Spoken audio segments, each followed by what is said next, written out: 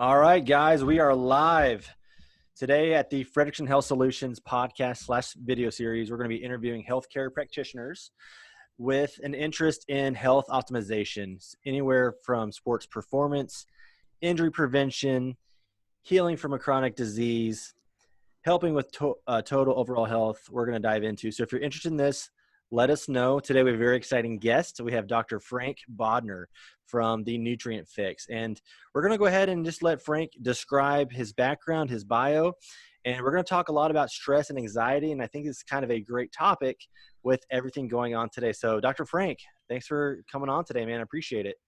Hey, thanks so much for having me, Dr. Frederickson. So this is exciting. I love talking about stress, a little bit of background on myself. I graduated from chiropractic school back in 2010. After that, I pursued my master's in nutrition from the University of Bridgeport. And, from that point on, really started to help the practices that I was working with implement nutrition, whether it was consultations, group classes, got involved with CrossFit as well and started to do some nutrition challenges on that front. So, on the nutrition side, I would say I've kind of seen a lot of aspects from the clinical side to helping athletes, but talk about stress and the importance of nutrition. It's an endless topic and it's super relevant, but also super exciting to dig into because it's a never ending flow of new information and new findings. And it's just exciting to talk about.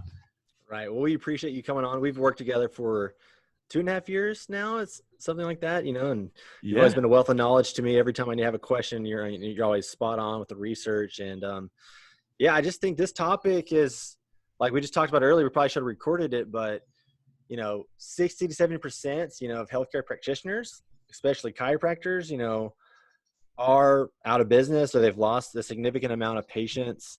People are now homeschooling for the first time ever. I mean, this hits home for my family. We're homeschooling a 3-year-old with a newborn and we have no sleep. I mean, I'm barely working out because I'm tired. I don't feel like it. I'm forcing myself, just to do like 30 minutes a day. And I just wanted to see like your thoughts. What do you think the long-term ramifications are going to be of all of this, of this pandemic? Are we going to see lifetime, cortisol surges and subsequent HPA axis dysfunction from this? Yeah, I mean, it's going to take a toll. There's no doubt about it. And I think that, we talk a lot about, the COVID-19 situation and, maybe the second or third wave that's going to be coming through. And the one thing that I think has, maybe ticked up or trended up a little bit in conversation has been stress and anxiety and, quarantining and being somewhat socially isolated, it's going to take a toll. It's definitely going to take a toll. And how long that takes for people to recover, I think is really going to depend on where they're currently at and what their health status was prior. So if they were stressed out prior, it's going to take them a longer time to bounce back and recover. They're just not as resilient. If they're, just went through a job loss or, if they did, God forsake, lose somebody to COVID-19, the major traumas can really, really influence the central nervous system, cortisol output, adrenaline output, and then our body's ability to bounce back and recover. So, you talk about stressful situations. We're in a very similar situation with 2 young kids at homes, 8 and 10-year-old. They're somewhat self-sufficient, but, they still need a lot of help and instruction, and we can't just send them on their way to get their schoolwork done. But yeah, it will be interesting to see. And there's no doubt, I think we're beginning to recognize from a public health standpoint that the mental health aspect of this is going to be exponential. And I don't know if we can really put a metric on what that's going to look like yet, but we know it's coming. There's no doubt about it. So there's no question on that front for sure. Right. Yeah. I'm super excited to talk about this. I mean, everyone talks about working from home is easy. And I'm like, I thought it was easy until I started doing it. And I was like, oh my gosh, like I'm more stressed out than I've ever been, and I have, a more flexible schedule. So I thought, my working out's harder to do, my sleep's harder to do. My work, is definitely harder to do. And so I think it's going to be very interesting to see how this, impacts us further along. But what you said about having a state of foundational health before this is key. And can you kind of dive into that and why some of these people are maybe having more chronically ill immune systems, and what you think the foundation of health and building these kind of foundational pieces is going to mean in the future?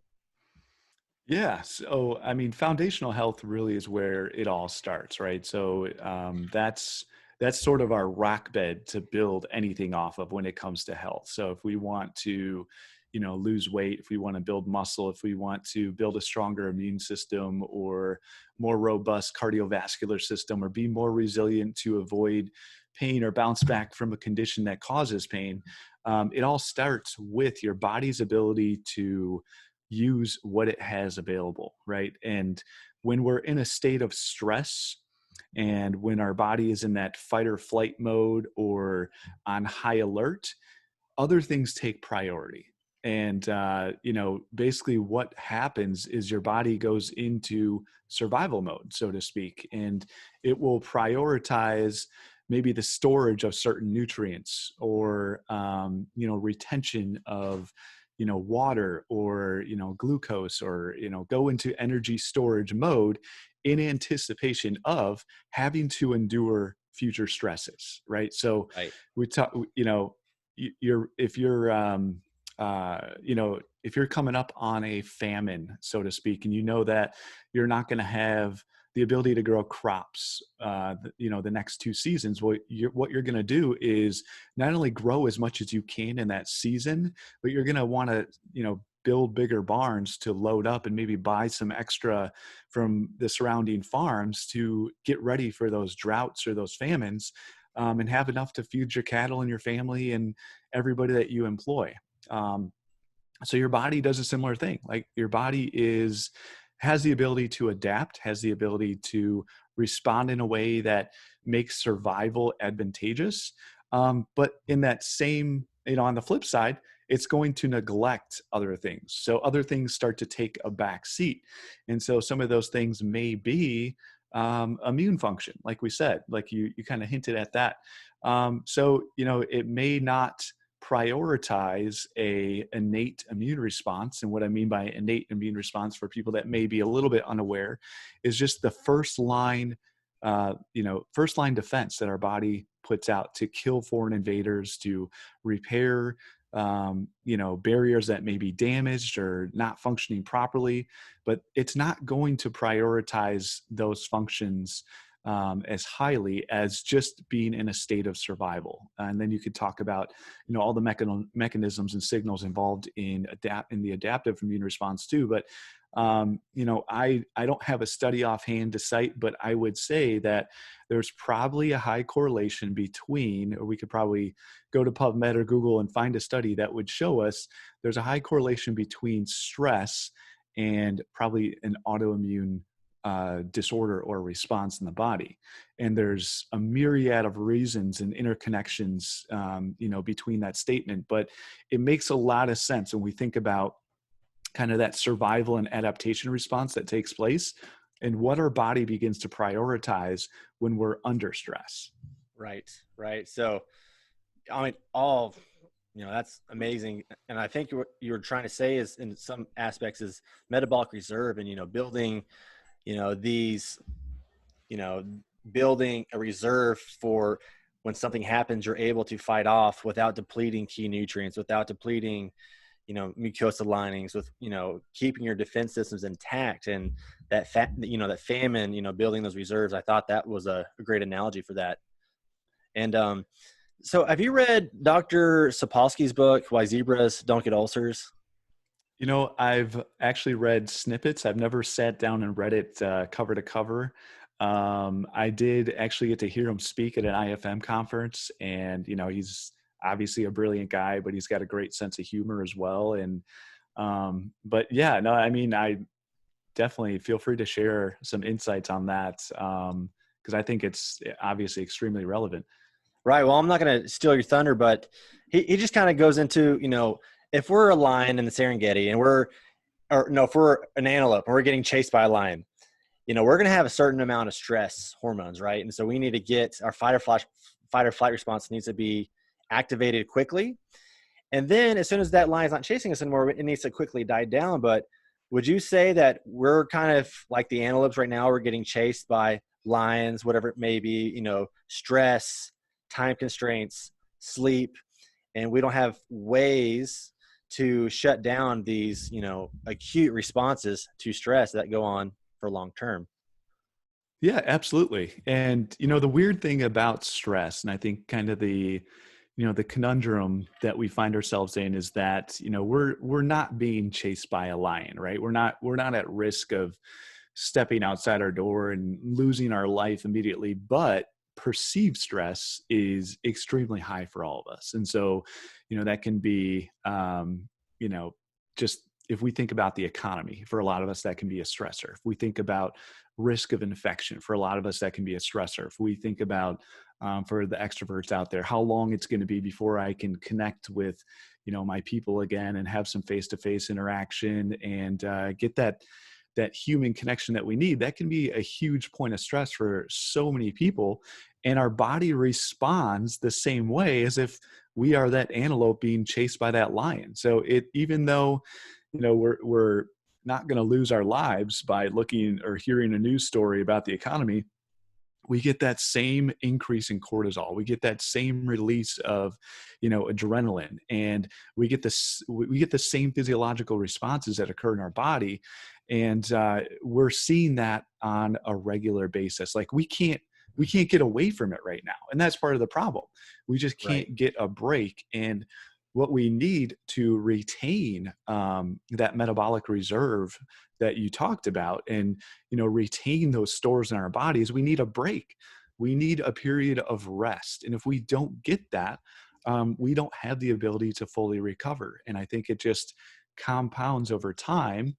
And that's when we start to see things like immune dysfunction and, like you hinted at, mucosal and barrier dysfunction in the gut and, all these other processes in the body that start to take a back seat because we don't get that period of rest that we need.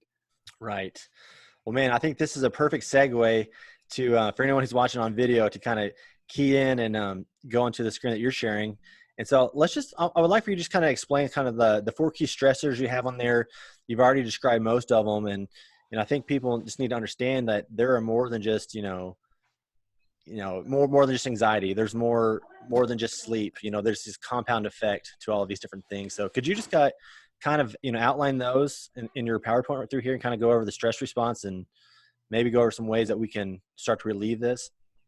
Yeah, absolutely. So the four key stressors is really four key categories that contribute to that stress response in our body. And so when we say the word stress, you and I, we're very familiar with this because we've studied this, we've been trained on it. But when we talk about stress, what we really mean is activation of our HPA axis. And so it all starts in the brain, and it starts with the hypothalamus. Then we release a hormone that signals to our pituitary gland to then signal down to our adrenal glands to release stress hormones. So we're talking about glucocorticoids as in cortisol, and then we also we can talk about the adrenal neurotransmitter side as well, and the adrenaline neurotransmitters. But that is what we're talking about when we're talking about stress. And so, when we talk about perceived stress, which is what most of us are probably experiencing right now, we're talking about mental emotional. We're talking about anxiety and depression, and we could definitely probably lump into that some circadian disruption as well, because how many of us have changed our sleep schedules? How many of us have, changed our eating patterns or our alcohol intake patterns, or, we could go on and on and on. And then Right. with, daylight saving, so the list goes on, but you guys get the idea in that there are main things that contribute to the activation of the stress response. And the more of these factors involved in these four categories that are all at play at the same time, the more it amplifies this stress system in our body. And then we also, instead of getting this acute stress response, we get more of this chronic. We start inching more towards a chronic response. And so I want to preface, because we talk about stress as being bad, bad, bad, bad, bad. It's actually, it's good, right? So stress is what we need to survive. And if we didn't have a stress response in our body, we'd be dead, right? So we need to be able to perceive danger. We need cortisol to even wake up in the morning. We need adrenaline to get away from that lion or save our kids' lives from riding their bike out into the street when we tell them not to. Right. We need those things, right? We need proper inflammatory signaling. We need the ability to, regulate, glucose and insulin and all these things that, really help us balance out other processes in our body. So stress is good when we have time to recover and when our body goes through a normal cycle. Stress is bad when it's amplified, when it's when we get too many strong responses back to back to back to back to back, or when we get this chronic low grade level of stress that just doesn't resolve and it's just not going away. And, like we said, this 4 key stressors diagram is really key because it helps us understand how all these other things that maybe we don't always consider as stress triggers really do actually trigger this system that we may not even realize is activated and that is influencing our entire physiology. Right. Man, that was awesome. So what if you think you have all 4 of these 4 key stressors? You have perceived stress, you have sleep disruption, you're waking up, with, inflamed joints. I literally sprained my ankle 2 weeks ago in my 3-year-old's toys, like pretty significant sprain. So now I'm stressed because I can't take care of the newborn.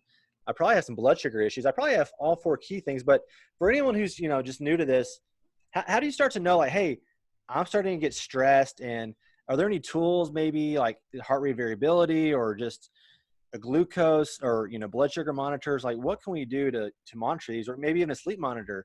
Do you have any suggestions for people at home that they could possibly use that are cheap and affordable? Yeah, absolutely. I mean, if you already have access to a glucose monitor, irregular, blood sugar reading, especially if you're not diabetic, especially if you're, not somebody who's struggled with glucose issues. If you see your readings going, well above 100 or, dropping into a hypoglycemic range, well, one thing that tells you right away is that, that's not normal, unless, of course, you're eating a super, high carb meal. And then, so the timing of the measure and all that, but that's definitely a cheap way. HRV, like you said, heart rate variability, can be a great measure as well. Cortisol testing, salivary cortisol testing can be great. I think one of the cheapest ways, you could do blood work and check inflammatory levels, whether that's, ESR, CRP, or whether you're testing an inflammatory cytokine or another inflammatory marker. All those things can work. A simple way is, journaling. So you can simply journal how you're feeling, how you're sleeping, how moody or, irritated you're feeling on a regular basis. That can be something that is super simple to track. I know that there's really good surveys available too. You could probably Google stress survey, and, taking that survey on a weekly basis and kind of tracking the responses will also raise your level of awareness of what's actually going on inside your body. So when it comes to the cheapest way to do it, I would say journaling and taking surveys are going to be effective, and raising that level of awareness that you realize something's off, something needs to change. And if this is something that you really haven't experienced before and it doesn't fit a typical response that you've gone through before, that's an indication that there's some stress at play that, maybe you do need some further testing to really dig into. Maybe it is, a blood glucose regulation issue. Maybe it is more mental health. Maybe it is more, sleep. And it can kind of point you in one of these 4 key areas that you really need to work on and improve. So, that's kind of a good, I don't know if you want to call it kind of like pyramid or decision tree to go down when you think about testing or where to go with this, but start with the simplest things first, right? Start with the cheapest things first. And if you can't find answers, or it's pointing you a direction where you need further testing or help from a clinician that specializes in something like this, that would be a great path to go down. But start by just journaling for 2 weeks and see where your head's at. See what your daily patterns tell you about what's normal for you and what's completely abnormal, off the charts for you. And I think that's kind of a good progression to go down, I would say. Right. Man, I love that. And I know we need a journal, but I just forget. Right. And, I think journaling helps you keep accountable. There's, you think, hey, every single day I wake up tired and I wake up with my joints hurt.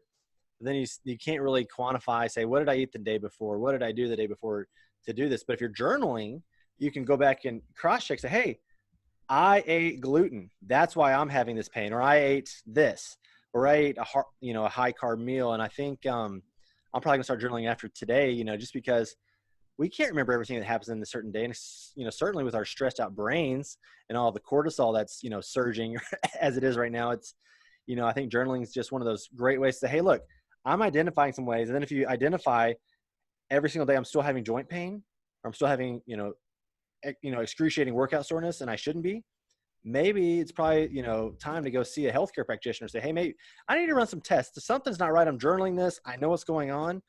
But, I think journaling is a great kind of first piece that's affordable. It's cheap. Anyone can do it. You can do it on your iPhone, on your notes section. You can do it in a spiral notebook, whatever, and I think you're going to get a lot of, all these 4 key stressors. You can manage your sleep, your stress, blood sugar, inflammatory signals, man, that's a pro right there. I like that. Thank you. Yeah, absolutely. Yeah. I mean, the lazy man's way of doing it, and I've done this before, and I'll have people that I work with too, is just take out your phone and snap a picture of what you eat, and simply, like you said, whether you're tracking mood or whatever, but taking a picture of your food, like you said, being able to recall what you eat, whether it's good, bad, or whatever, just track it. Just, you can go back and, your iPhone or whatever is going to put the date and the time on there, and you'll have your pictures. I've had people just send me their weekly pictures, and we'll use that as their journal.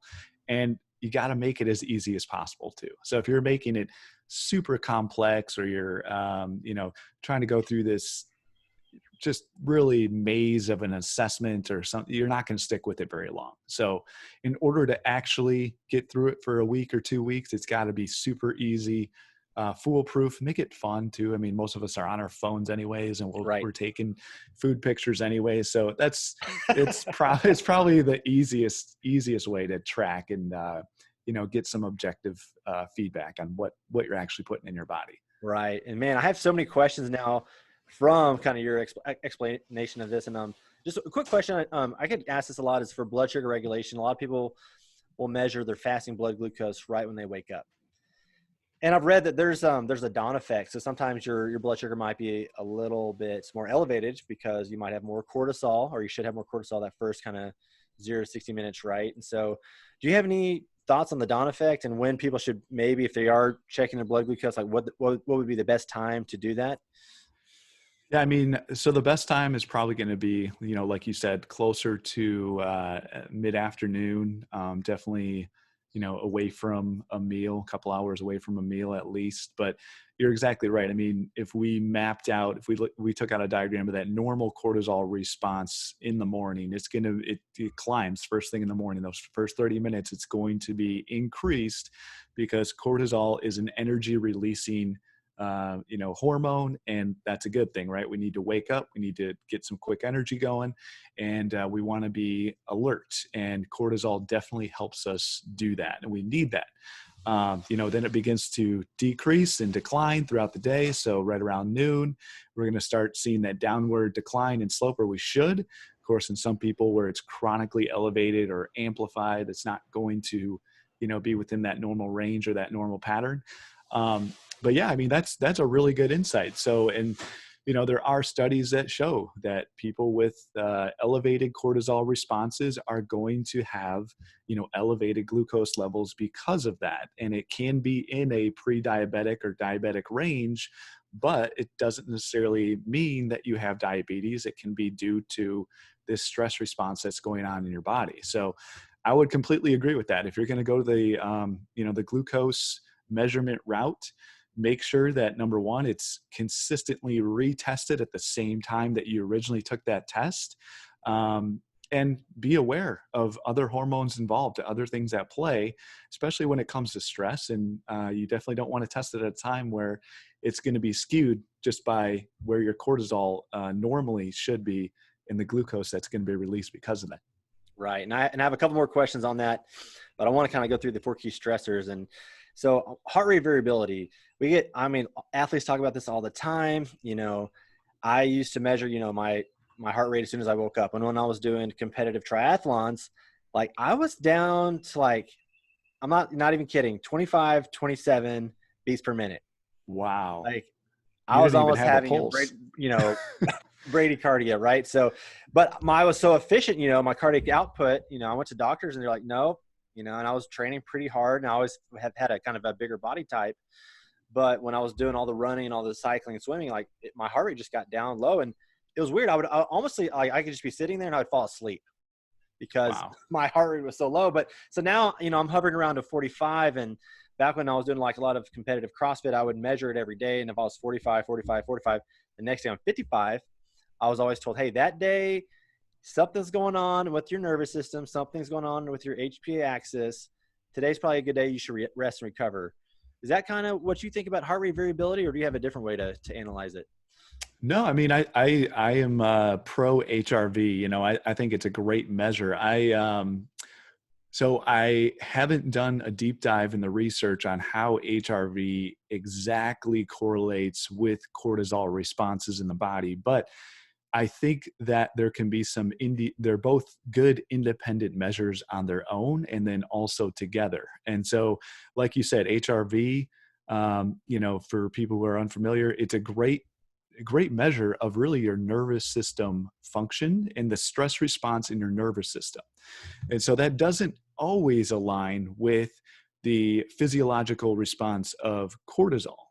So they're not always going to be both elevated and both indicate that that you need to go through this period of rest so you can have high cortisol and a lower HRV, and you may get some mixed signals depending on which one you're following or if you're testing both at the same time.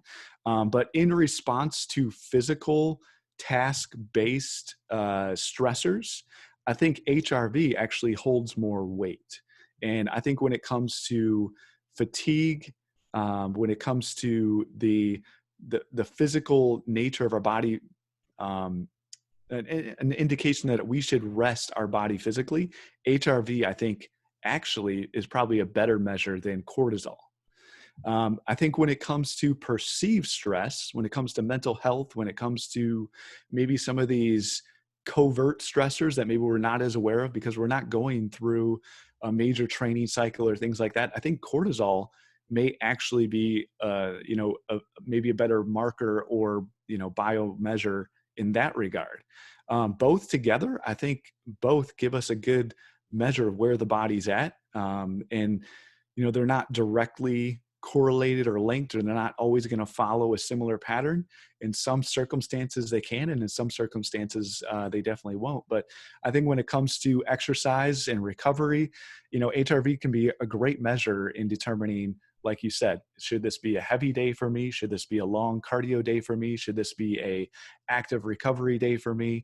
HRV, when it's higher, should definitely be more of an active recovery day. And nervous system, function, of course, is driven by, sympathetic tone and parasympathetic tone. And if that sympathetic tone is super high, and we're not giving our body the chance to rest and digest properly, we're not even going to be absorbing nutrients the right way. So we can overtrain and eat a great diet, but we're not even going to get the most out of that diet, right? Because our gut is it's not going to be in digest mode like it should for not as long as it should. So yeah, I mean, there's so many insights. There's so many different things that we could dig into when it comes to that. Cortisol as well. Can that be elevated from, excess exercise and things like that? It definitely can be. But does that always hold true? I'd have to dig further into the research, but it's not always the case. And there's, I would say cortisol is more of a measure of, kind of the overall 4 key stressors going on in your body, whereas HRV maybe will cover more of the, circadian and kind of that physical, aspects of those key stressors. So that's just kind of my observations and a little bit of reading that I've done. I can't say that that's a comprehensive overview, or I definitely can't pull a study out of my head where I'm like, this is what I would point you guys to go read to follow up on that. But from the little bit that I do remember from what I've read, they're not directly correlated, but they're both, I think, extremely important if you want to really nail down the stress response and recovery aspects of it. Nice. Yeah. So I used to play with the Whoop band a lot. Have you heard of those? Not as familiar with that one. No. So it's one of those bands, and it measures your heart rate recovery. It's on all day. And I got it for my wife because she's also a chiropractor, and she had a couple patients, that were CrossFitters, and they swore that every time their band, showed like it was in the red, so showing, hey, your heart rate variability is not good today. Like, and they trained anyways, they got hurt. And they're like, every single time, like, I don't know if it was like a placebo effect that got in their head, knowing that, and they trained anyways, but they're like, every time they told me not to train and I trained, they went back to my wife to go see her for an injury. And so I just thought that was useful. And, every time I saw it was red, I was like, oh, I got up early to play basketball. Maybe I should like really take an emphasis on my warm-ups, my prehab, my foam rolling, all of that stuff before. And I did that, I think it did help because I'm pretty injury prone myself. So I think it's just another tool in the toolbox for a lot of people who's like, hey, I don't know if I feel good or not, but my heart rate's telling me, hey, you're a little stressed out today. Maybe you should take it easy. Yep. So.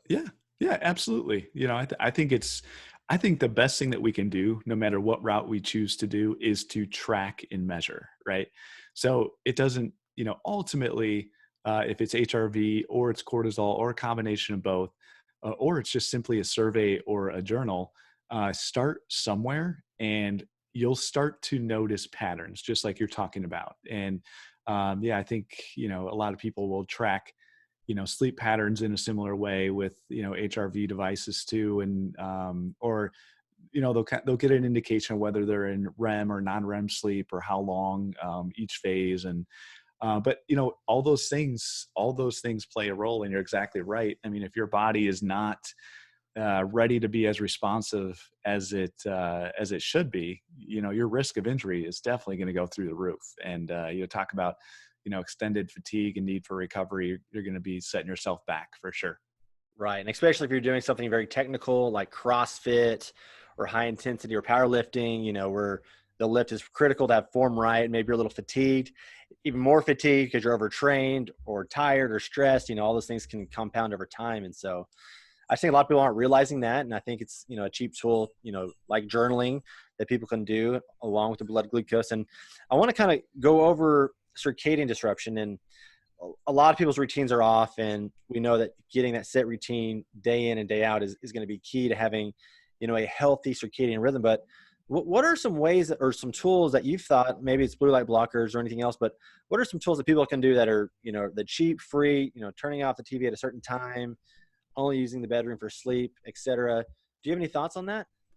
Oh yeah, absolutely. I mean, you've already hit on some of those, but it really comes down to sleep hygiene. I mean, you could talk about avoiding, stimulants and depressants and, caffeine and alcohol. And I'm never going to give up coffee, I'll be honest. So no matter what plan I'm doing, I'm going to have to be drinking my coffee.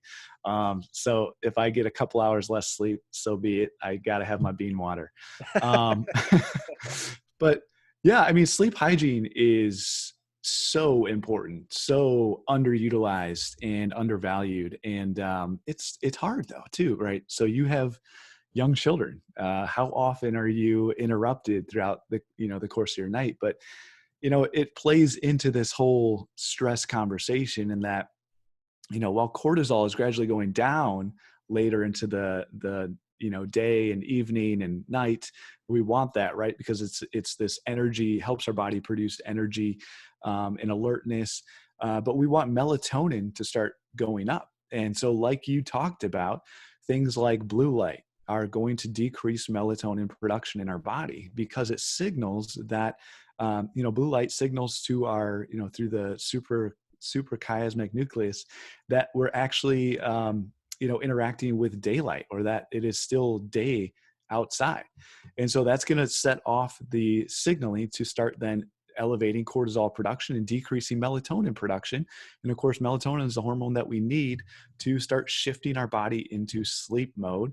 And of course, there's been a lot of recent focus on melatonin for, even helping with, the immune system and inflammatory function in our body. But, it disrupts that whole cycle. And it starts with cortisol, melatonin, but some practical things you can do, and I'm sure you guys have read articles on this already, is simply shutting off the phone 2 hours before bed, eliminating screen time 2 hours before bed, turning down the temperature, which I love. I cannot sleep in a hot room, but, give me like 65 degrees and a fan on, and, some little white noise and background noise, and I'll be out like a light.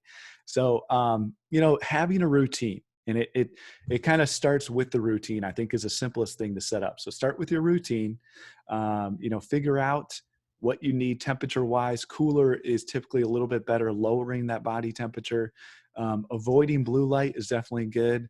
Find out how sensitive you are to caffeine and coffee. And so I'm not going to give up my coffee, but I might cut myself off at 2:00 in the afternoon or 3:00 in the afternoon.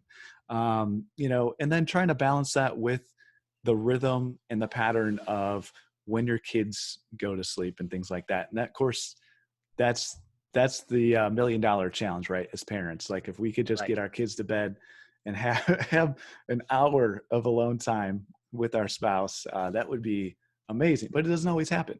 We don't always, get that perfect sleep, but you try to do it the best you can. And, really trying to nail down your sleep hygiene is really the best way to go, for sure. What about yourself? Do you have a routine or certain things that you're doing to kind of boost your sleep cycle? I did. Well, so for us, we have the 3-year-old. He usually goes to bed around 9. And then we have me and my wife usually haven't talked to each other all day. And so we watch Netflix for an hour. And then we usually wear blue light blockers, and then hopefully we go to bed, maybe we'll talk or whatever. So that's the routine. But right now it's all chaotic with the newborn. And then we have all these shows like Tiger King, The Last Dance, which I'm really into right now with Michael Jordan. I love him. Oh yeah, my idol. And so, yeah, we try to. Obviously, I'm very caffeine sensitive, and so I will literally like no caffeine past 2. Otherwise, I will be up. I can't work out later in the day or, later in the evening after dinner, or I'll be up. So I try to wind down either, a shower right before I go to bed or one of those things, and always use the blue light blockers. But yeah, last night I was watching Waco. I don't know if you've seen it. No, we're actually, we're watching Ozarks right now. Oh yeah. Ozark's good. So we're like finishing up the first season, but yeah, The Last Dance, of course, I got to go watch the last episode on that one, but man, Jordan, he's amazing. Yeah. Golly. How was his stress response? Do you think he was ever stressed? You know what? I don't think so ever. I mean, the guy is just like the ultimate competitor. And for all the LeBron James fans out there, I mean, Jordan, he's the GOAT. Like, let's be honest. Right. I don't know. Yeah. And we're going to talk about that, the HP axis. But, I mean, this guy, if he retired in his prime and then he had to quit because of The Last Dance, do you think he would have had at least 7 or 8 championships? Man, no doubt about it. At least. I mean, man, he's the best of all time. He was just unfazable. His stress response, it didn't matter. No one is going to get in his way, physically or mentally. And, he shot free throws with his eyes closed. So, I mean, if there's anyone to kind of model after for that, it's MJ for sure. So back to kind of the stress responses. I hear a lot, and I still get questions a lot, is adrenal fatigue. Adrenal fatigue. Mm-hmm. My adrenals are tired. They're worn out. And we know that's not true, based on today's literature. Can you kind of like just go over what the HPA axis system is? Maybe go over that picture and show people who are watching on video the signaling pathways and kind of why it's more than just the adrenal fatigue complex that people talk about. Yeah. So, I mean, adrenal fatigue is a little bit misleading in that we hyper focus on the adrenal glands and we really miss all the other things that influence hypothalamic function, right? So, the stress response, it's not just in the kidneys. So, that's where the adrenal glands sit on top of the kidneys and they're important. They definitely play a role in the secretion of the stress hormones, like we talked about with cortisol and then also adrenaline. However, they're not they don't really take in they're not the primary organ of this stress response. They're kind of the last end of that pathway that we talked about. So this probably isn't the greatest diagram. However, I think we can talk about it a little bit in that, stress, once again, it starts in the hypothalamus. From there, we really have a release of another signaling hormone down to the pituitary gland.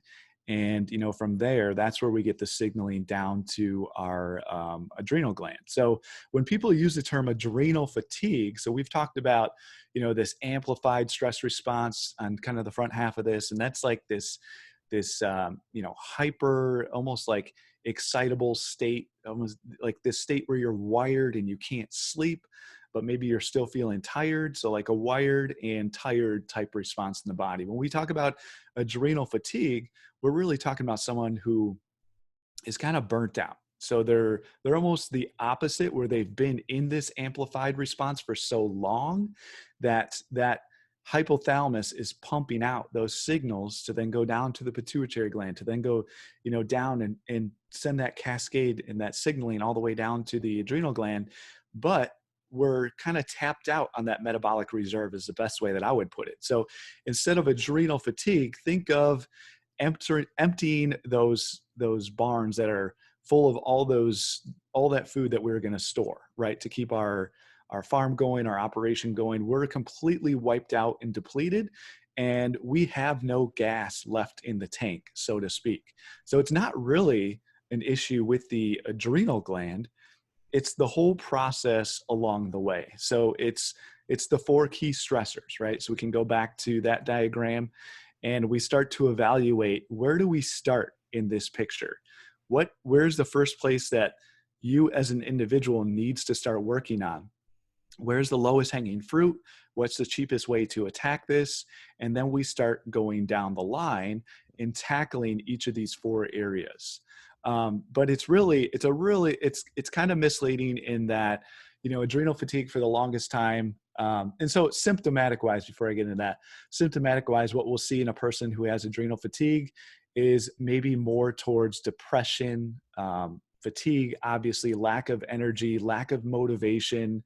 You just don't have, maybe you have some ambition, but you just don't have that energy to get up and go anymore or pursue that goal or that drive that you once had before. And you just know that there's, exercise is not solving your stress problem anymore. That extra cup of coffee is not really doing it for you anymore. In fact, you feel worse when you drink the coffee. You feel worse when you try to get an intense workout in. So those are some symptoms of what people may coin or term as adrenal fatigue. But what it really comes back to is you just have no gas in the tank from a nutrient standpoint and from a hormone production standpoint. When I say hormones, I'm talking about hormones along that entire cascade, not just what our adrenal gland puts out as an end result. Love it. So like someone who's having those symptoms and they're super tired in the morning, they have no motivation, or when they work out really hard, like it's been like 3 days, say, hey, I need to work out really hard. I'm just going to go all out since I haven't worked out in a while. Then they feel terrible the next day. Would you say that testing is beneficial at that point? Getting your stress hormones, like maybe looking at your cortisol awakening response. Would you say at that point it's, hey, maybe I should test this out? maybe I should, seek out counsel from a provider, maybe a functional medicine provider, to get on some key nutrients. And can you also talk about maybe some of those? I know you've written some blog posts about this. Can you maybe talk about some of the nutrients that have helped with, the stress response? And then we're going to talk about diet here in a second. Yeah, absolutely. And I mean, there's a ton of nutrients that you could take, and a ton of research on things that definitely help, in that regard. But when it comes to, somebody who, if you've had someone, tell you have adrenal fatigue, or you've read a blog and you say, you know what, that's what I have adrenal fatigue. I think it is important to be evaluated. It's important to really dig into where you should start with this. And it's different from person to person, right? So you and I, if we both had adrenal fatigue, or we were in this, state of, just not having any extra motivation or energy from the time we wake up to the time we go to sleep, we need to start evaluating, because this is a chronic long-term issue that's been going on, right? It's not just, we can just sleep this thing off. This is something that's been going on for years. And this is kind of the culmination of all these compounding effects that have taken place. So we really do need an evaluation. We need to know, what is our cortisol production? We need to know how is our nervous system functioning? And then we can start to implement some of those behavior changes that need to take place.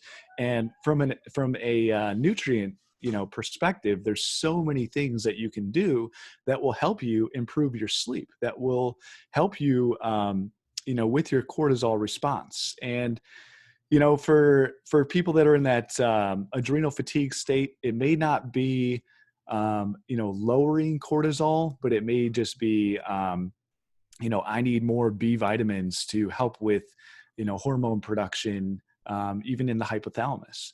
Or I need more vitamin C. So vitamin C actually helps. Every time we have an adrenaline release, our body releases a ton of vitamin C, and it just goes to show that it's highly correlated with that stress response. But it helps our body deal with that, even from a inflammation perspective, but just being able to deal with stress.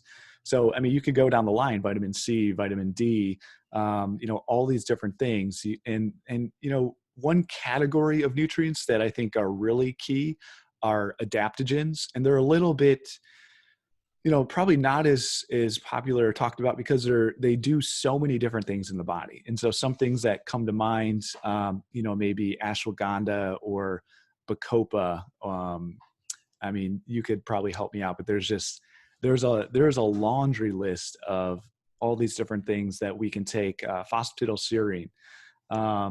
I know one that I recently have started taking does have bacopa in it. It does have ashwagandha in it. It does also have phosphatidylserine in a little bit lower dose. And so those three together, for me, I would say have large, and not that I have, adrenal fatigue or anything like that, but I would say that I was at a point where I had a couple weeks in a row where I would wake up at 2 a.m. and be wide awake, just like I drank a cup of coffee. And that's not good. Like I want to get my sleep. I want to be ready to go the next day. But within a couple weeks of taking this was actually new adapt that I started taking. I was able to get right back on my sleep cycle, and I was getting a solid 7 hours of sleep. I wasn't waking up groggy or tired. And, some of these things that people take over the counter, you don't really know what you're taking, but it says sleep on the bottle. So you just take it and you're wiped out, or just lethargic, and you need extra coffee to kind of get up and get going. This product really didn't do that for me. It just smoothed things out, balanced things out. And actually, I'm not taking it right now because I'm back on track, but I have it ready and available. And within a couple of days, it gets me right back where I need to go. Nice. But yeah, jog my memory. What are some other, I know I'm missing a ton of them, but what are some of the other major adaptogens that come to mind when you're thinking about things that will balance that adrenal fatigue type patient? Yeah. I was just thinking of RSE, rhodiola, Yep. Sandra, I can never say that word. Erythrithrol or Siberian ginseng. Yep. And I've heard that people have actually eaten adrenal glands, and because of the high amount of vitamin C content. Have you ever heard of that?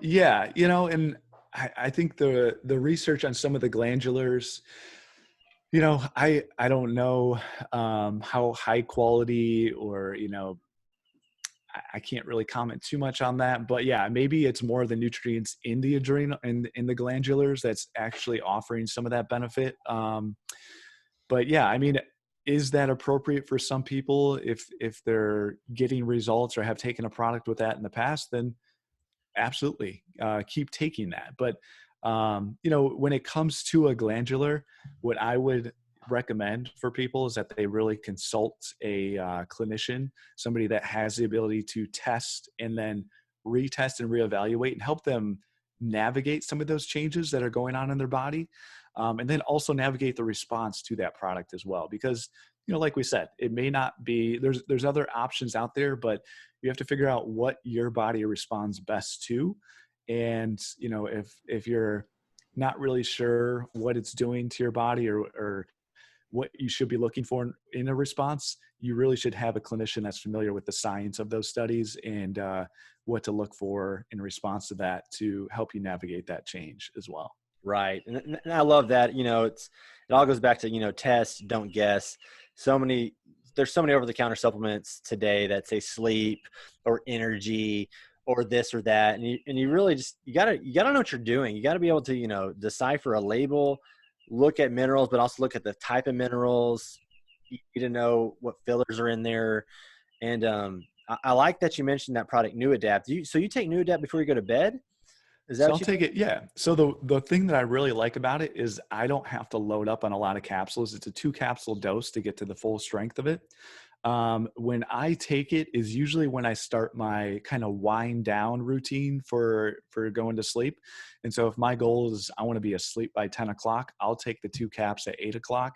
For me, I'll just take like a little handful of nuts or something with a little bit of fat just to help with absorption a little bit. Not that you have to, but just to avoid any potential absorption issues. But with that one, I do just to ensure the absorption. But within, I would say an hour, hour and a half, it's been absorbed. I can actually feel it start to work, and my body goes into this calming and relaxing state.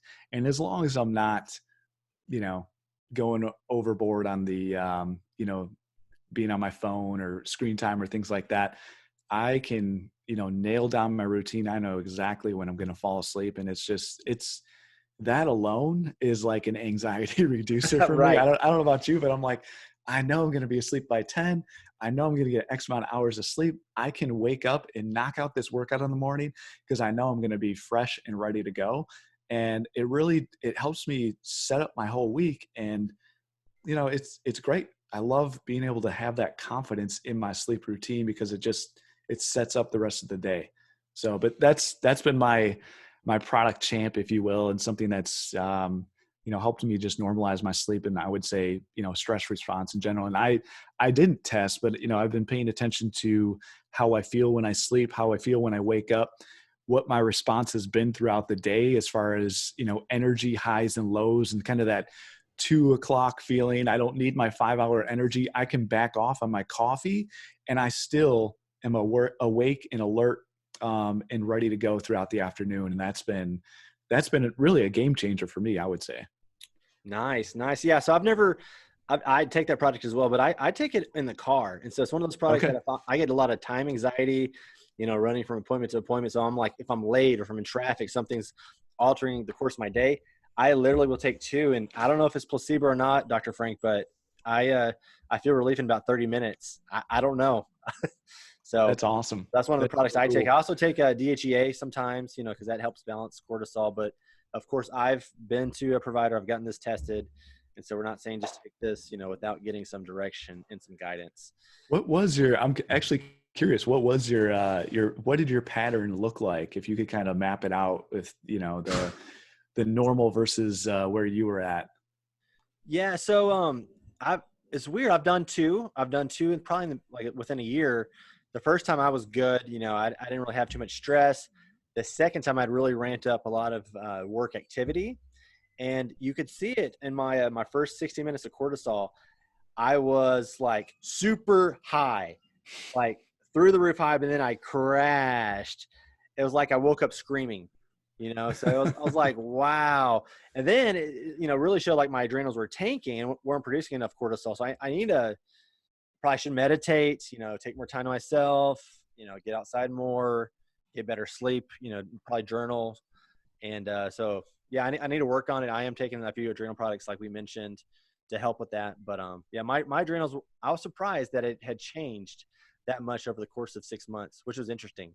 Well, I mean, you look at like where you at right now with, family and life situation too. And I think anticipating another child on the way and, all the things that come with that too, that, I think that anticipatory stress can also play a role. And on top of the, increased workload and everything else going on in life too. Right. Right. So Exactly. absolutely. But yeah, I think I'm probably gonna do a video over my Dutch results just so everyone can kind of see.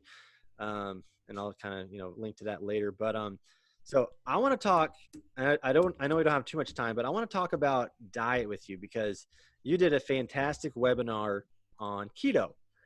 And I'm not saying everyone has to go keto, but during these times, like what everyone is, doing these different diets or fads or, what is just a solid, I guess, foundational, regimen that people can do? Is it time restricted eating? Is it intermittent fasting?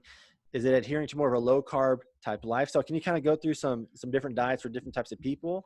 And I know you have a ton of recipes on your website as well, which we'll link to later, but just please explain that for us. Yeah. When we talk about stress and we talk about diet, a few things to be aware of. So the stress response in our body, especially when we have elevated cortisol, once again, we go back to what's the purpose of it when it's released in a stress type response is to help us adapt and survive. Well, once again, our body goes into this, storage mode, right? So we retain more water. We go into energy storage mode, which means that our body does actually turn more energy, whether that comes from a carb source or a fat source, into fatty tissue. And it's really interesting. I actually did read a recent study where, unfortunately, where most of that fat is deposited is around our hips and our waist. And so it's all in the places where we don't want it. And we get kind of that spare tire effect that starts to take place. But the other really interesting thing is in the hunger signaling that takes place, especially in conjunction with the stress response, but then in conjunction with, carbohydrate intake. And so when we have high carb intake, we actually start to, mess up those hunger signals in our body. And so the two main hormones that we talk about when we talk about like food craving and fullness and satiety signaling in our body is leptin and ghrelin. And, another thing about cortisol too is it can actually slow down our metabolism over the long run. And we can actually start to burn less calories over time with elevated cortisol. So we're storing more, we're burning less, and then we're also throwing off our hunger and fullness signaling that's taking place with leptin and ghrelin.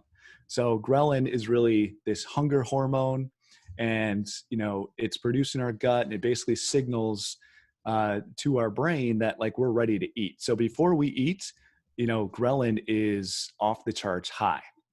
Because and that's a good thing. Like we want it to be high. After we eat, it begins to decrease, and that's also a good thing. But when we, and that signals obviously we don't need any more food.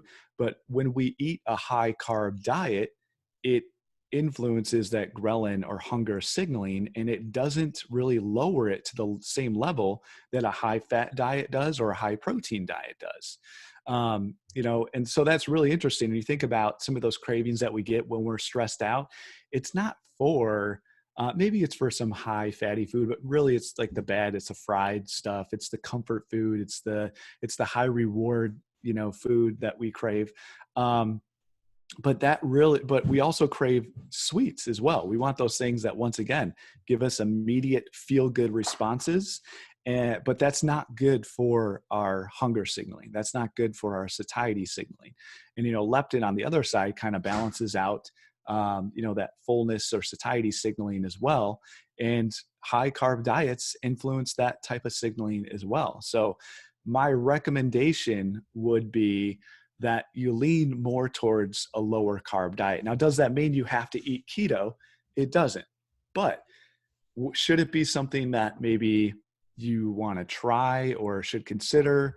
Depending on where your health status is at, you may or may not need a clinician to kind of oversee that and how that goes, especially if there's, insulin and medication and, metformin and things like that involved. But I would say it's worth a shot just to maybe try it for 4 to 6 weeks or 8 weeks and see what your response is. Some people respond poorly. Some people respond very favorably. But one thing that keto does is it obviously helps to balance out some of that hunger signaling significantly. The carb cravings for some people when they first go keto can be off the charts, just really hard to deal with. But I would say as a general rule, for everyone who is under stress and wants to, kind of balance that out, a general rule would be decrease your carb intake by about 25%. Doesn't have to be keto, doesn't have to be this, Atkins diet or low carb, but just try to decrease carb intake overall by about 25%. And by doing that, you're going to have to be more selective on the carbs that you do choose. So they're going to have to be more high fiber carbs, more complex carbs, more fruits and vegetables, as opposed to, I'm going to use up most of my carbs on this donut or this muffin or these things that really, really mess with some of those hunger signals that we just talked about.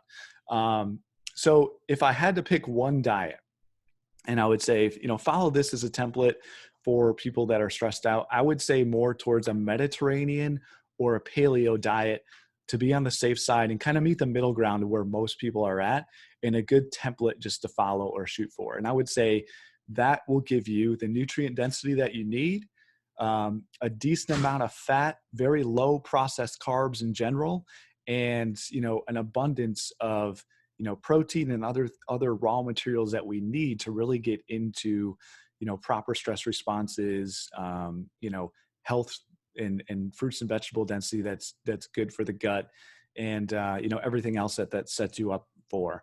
So there's a lot of really interesting things when it comes to diet. And along the keto lines, intermittent fasting kind of falls into that same category, where some people respond very favorably to intermittent fasting.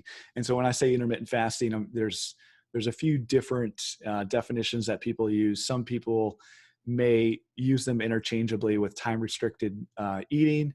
But in general, what most people are talking about when they're talking about intermittent fasting is fasting. So no food intake for 12 to 16 hours a day. And so what that means is that you're giving yourself a window of eating 8 hours to maybe 12 hours maximum per day. And when it comes to intermittent fasting, some people jump right. And there's other styles too. So you could fast 1 day a week, completely no food, or 2 days a week, completely no food. So there's some different styles out there and definitions that people may use correctly or incorrectly.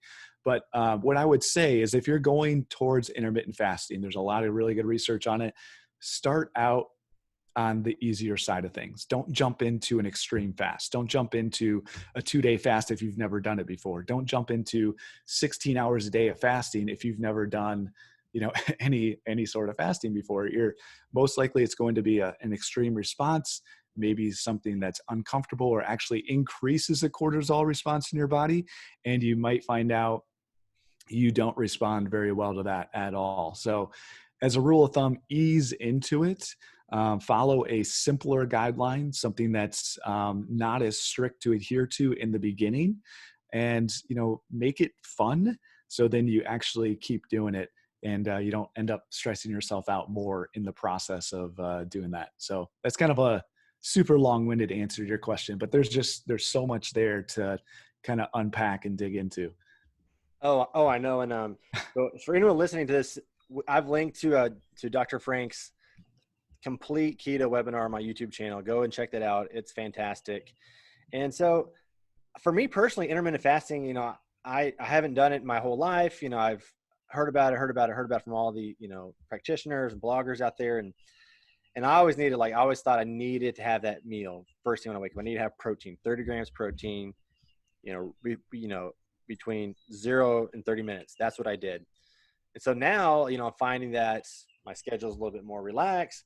I don't need to eat till 12. And I do have my coffee. Sometimes I put in, maybe some heavy whipping cream or half and half. And I wonder, does that break my fast? Dr. Frank, I've heard, conflicting evidence. What are your thoughts on how do people do intermittent fasting wrong? Am I doing it wrong? It may depend on what source you're looking into or who you're talking to. Like you said, I mean, technically when you are feeding, when you are consuming macronutrients, technically that would be breaking a fast. However, when it's a, fat source, that may not bring you out of a quote unquote fasted state. And so when we're talking about fasted state, what we're really referring to is a ketogenic state, or your body's ability to produce ketones as opposed to consuming glucose for energy. So you can look at it a couple different ways depending on what definition you're going with. Are we talking about ketosis, or are we really truly talking about fasting, right? Because fasting is truly removing food, and then ketosis is a metabolic state where your body is actually producing ketones. So, if we look at kind of best practices with intermittent fasting, there was and I don't have the author of the journal right off the tip of my tongue, but I know there's been probably multiple studies that have been done in this area. But when we talk about biological clocks in our body, we talk about timing of day, going back to circadian rhythm, when our digestive enzymes are at their highest, when our stomach acid secretion is at our highest, our salivary enzymes are at their highest, it's really earlier on in the day.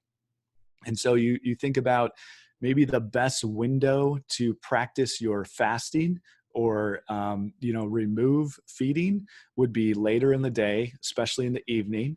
Once again, it doesn't mean that everyone should eat this huge breakfast. And, if you don't eat this breakfast, or you skip breakfast, you're doing it wrong. Not necessarily. So there's so many different dynamics involved. Like you said, did that work better for your schedule? Absolutely. Did that help you get out the door and get on with your morning routine more quickly? Absolutely. So, for you, waiting until 10 or 10 a.m. or noon, that's just a better overall strategy, and that's what works best for your workday.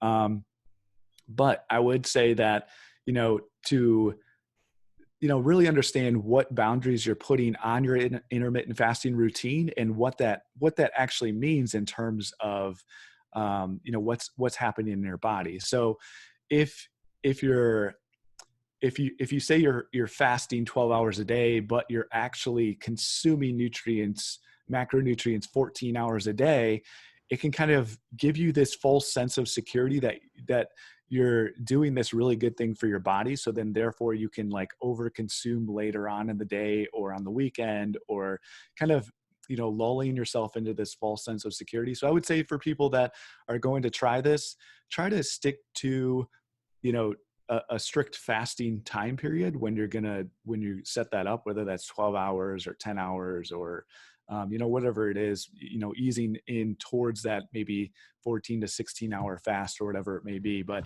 really try to adhere to that removal of food. And then maybe for the more advanced crowd, then you could play around with more of the metabolic state, right? More that, I know I'm in ketosis because I fasted for 16 hours. I'm going to introduce a source of fat because I know that because I've depleted my source of glucose, my body's going to be utilizing fat as fuel. Therefore, when I take in that fat, I know that it's going to be turned into ketones, and I don't have to worry about that fat being stored as fat as much. But I would say for the beginners, try to stick to that strict regimen of whatever you set up for yourself in the beginning. Nice. And so, tying it into stress and anxiety, would you say do whatever is the least stressful for you? If you enjoy making breakfast and you enjoy making eggs or whatever the case may be, would you say keep doing that? Do whatever is. If it's stressing you out not to eat breakfast, would you say still eat breakfast? If it's stressing you out to make breakfast, would you say maybe try intermittent fasting? Do you see what I'm trying to say here? Is make it as easy on your body and in your schedule to help with your stress and anxiety.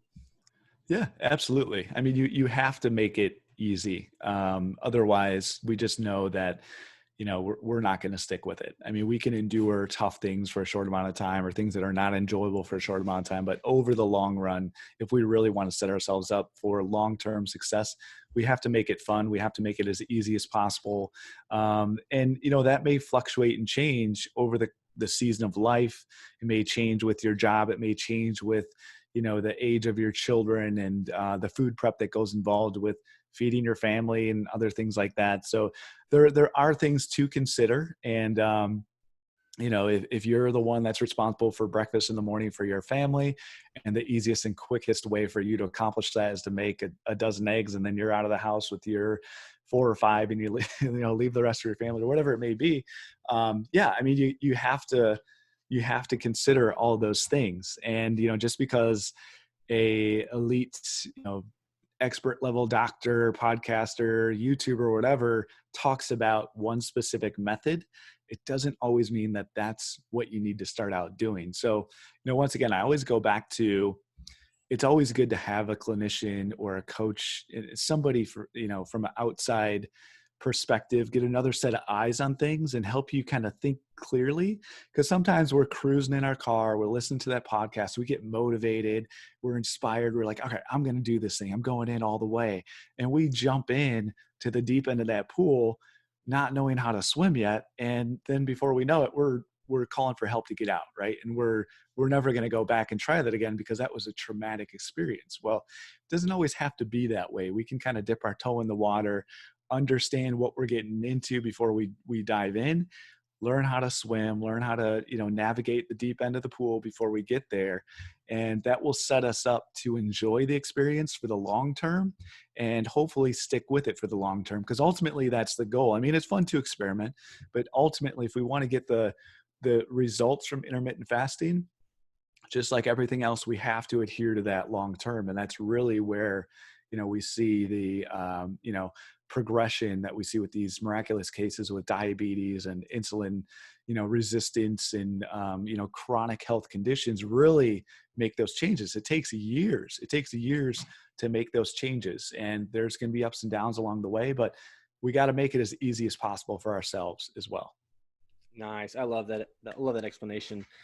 And I've heard, some people with like severe hormonal issues, maybe severe HPA axis dysfunction.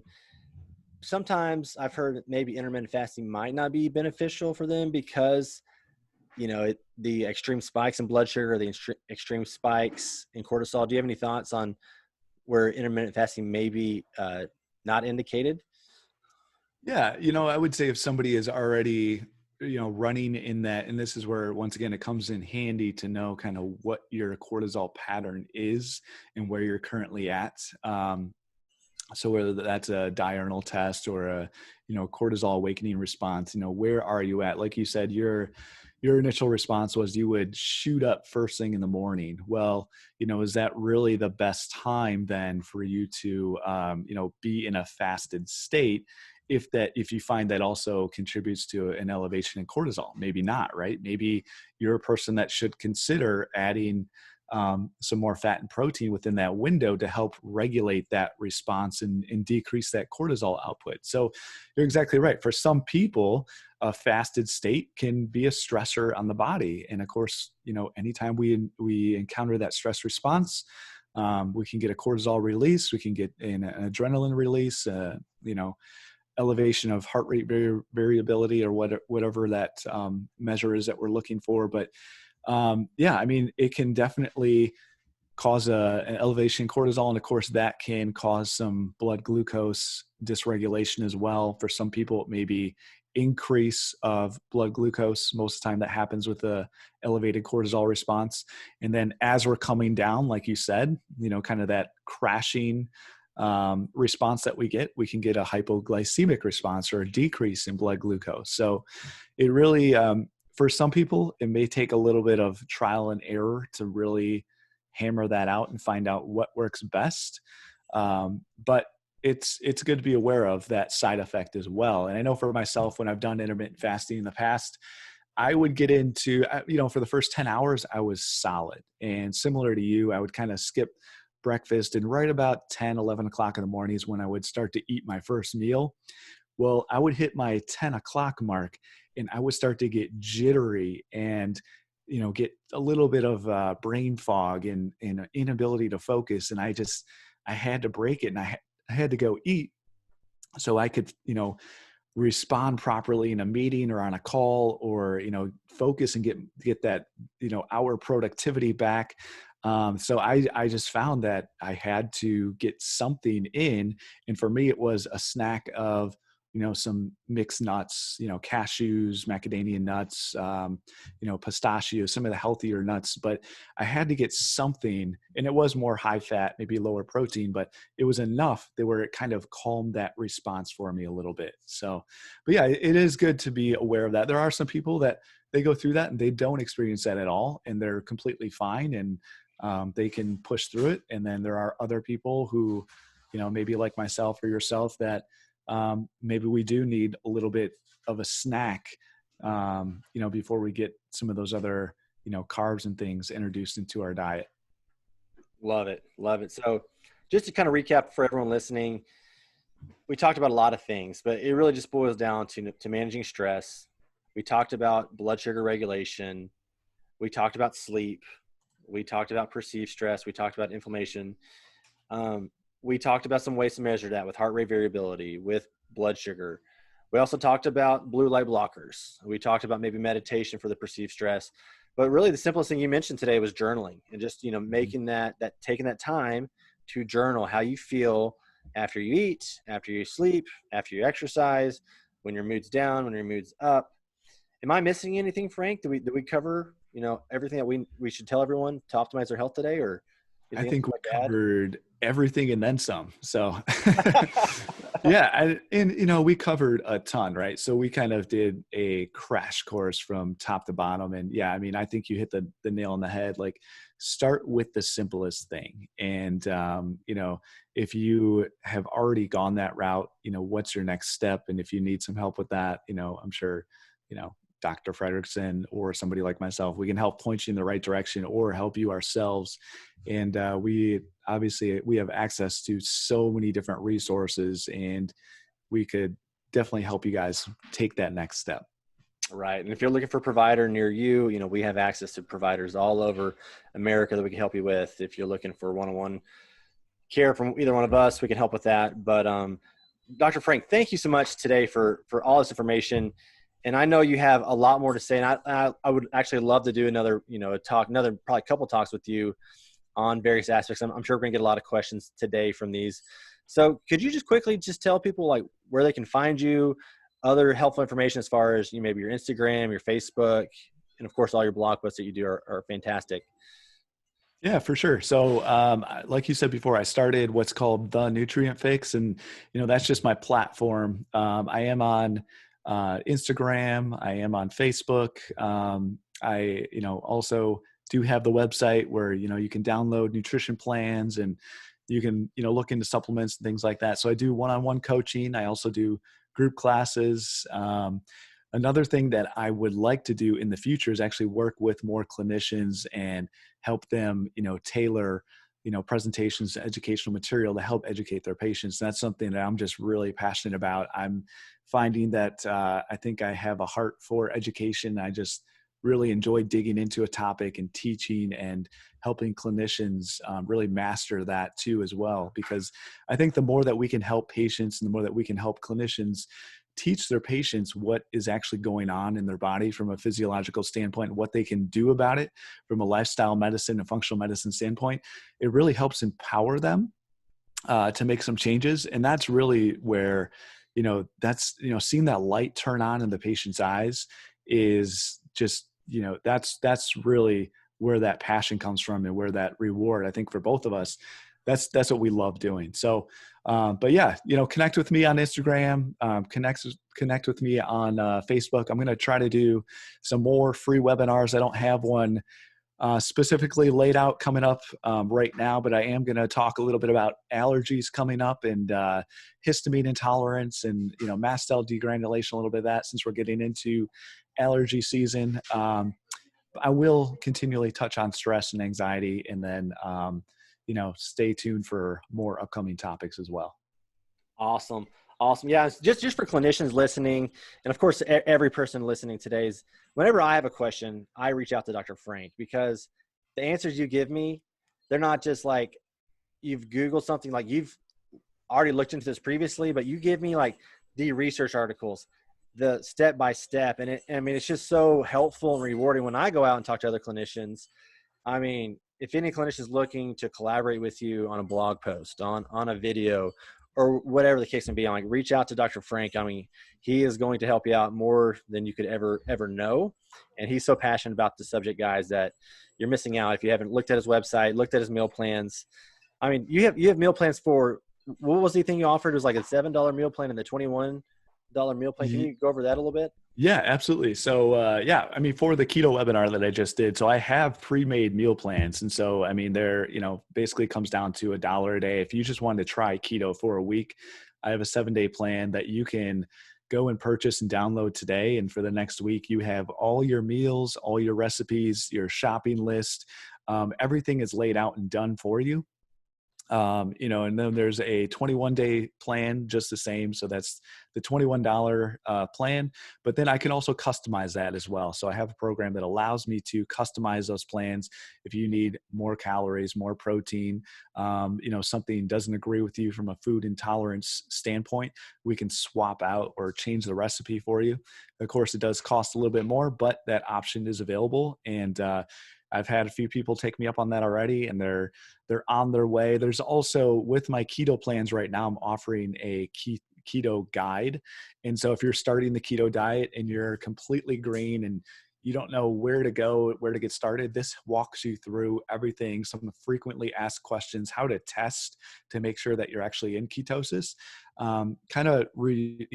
removes any hesitation that you may have just because you don't really understand what's going on. But it covers pretty much everything I covered in my webinar, but it's just a great resource to go along with the diet plan and really get you on your way and get you going. Love it. Love it. And I actually have that keto guide, guys. And it's just like Dr. Frank does. It's very information packed. You're going to learn a lot from it. You're probably gonna have to read it more than once. And if you ever wanted to try keto, I would definitely look at this guide first. And so Dr. Frank, thanks again for your help today. I look forward, possibly doing this in a couple of weeks. I'm sure we're gonna get a lot of questions today. And if anyone listening is interested in health, interested in optimizing, total health optimization, that's what we're all about. We love this. We love this, this subject. We love nutrition. We love helping people get better. So if you're interested in that, subscribe to our podcast, subscribe to our YouTube channel. We're going to have links to all of this later on social media. My Instagram is Frederickson Health Solutions.